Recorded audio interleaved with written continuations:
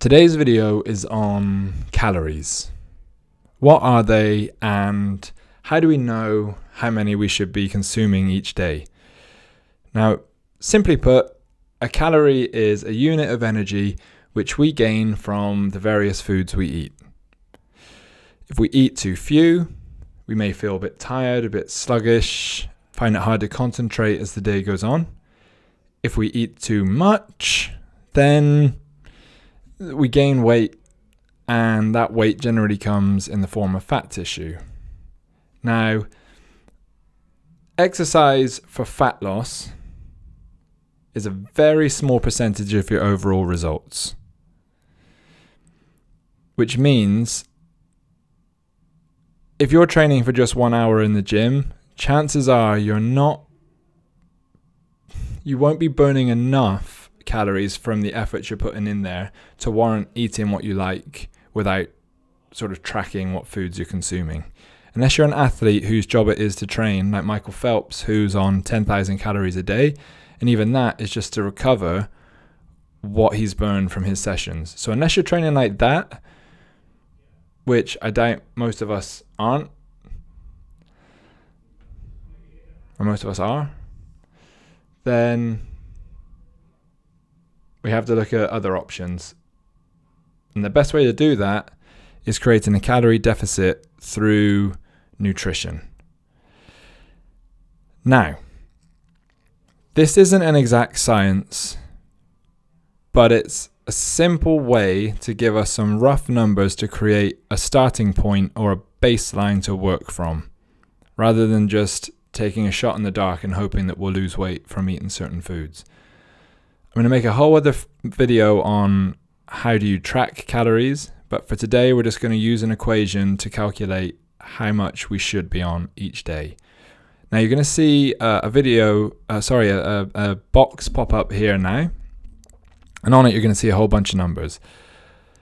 I found this through Eric Helms, and if anybody wants the link to that video, I will happily put that in, either send it to you or I'll put it in a newsletter. But this is a simple formula to calculate how many calories you need. So for the example I'm using, I'm going to take the kilogram for body weight, and you're going to times that by 22. Now that 22 is the amount of calories per kilogram of body weight.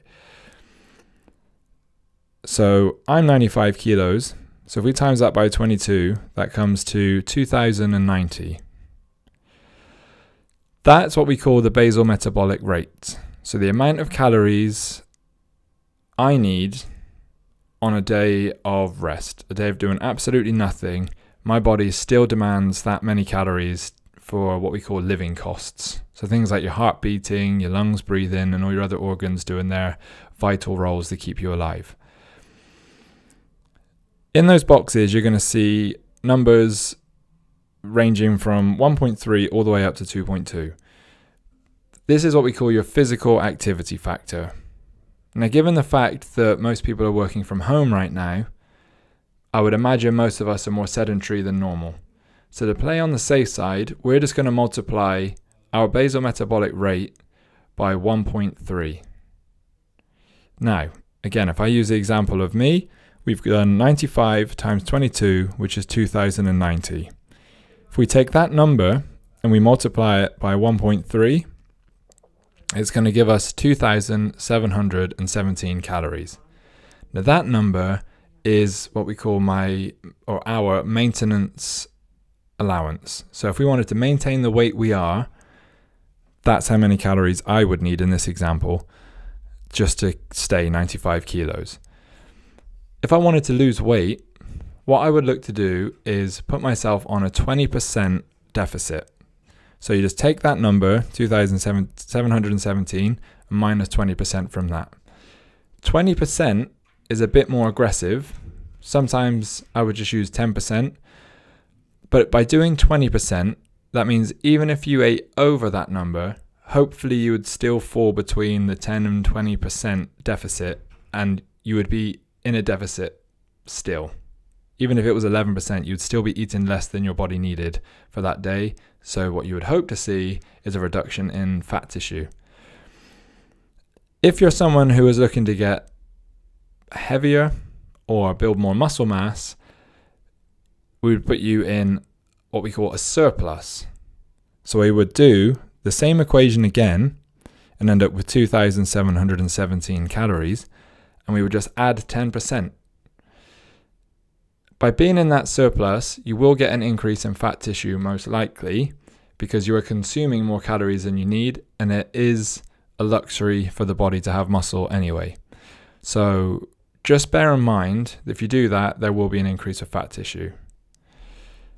And that's really it when it comes to the simplest way of calculating how many calories you need. There is more to it than that if you wanted to get specific, but as a baseline, this is a great place to start. If you have any questions on that, please feel free to send me a message on Instagram, or you can email me at bensbodies@gmail.com. Or if you'd like to be added to the mailing list where I'll send out a hard copy of this so you can look at it and digest it in your own time, just private message me your email address on here and I'll add you to the mailing list. But that is it for today's video. Tomorrow we'll be talking about how do we track calories if you're not a numbers person like this, which not everyone is. But thank you for watching.